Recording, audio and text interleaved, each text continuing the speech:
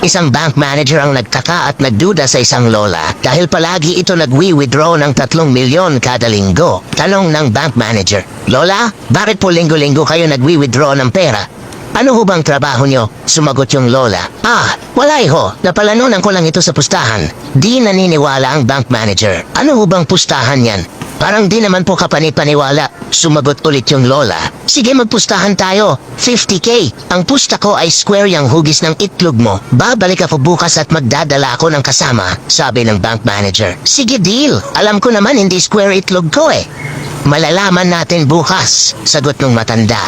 Kinabukasan bumalik ang lola at may dalang kasama. Hinubad na ng bank manager ang kanyang pantalon. At hindi hugis square ang itlog nito kaya binigyan ng lola ng 50K ang manager. Sabi ng bank manager, "Paano ho kayo nagkakapera dun, talo naman kayo?"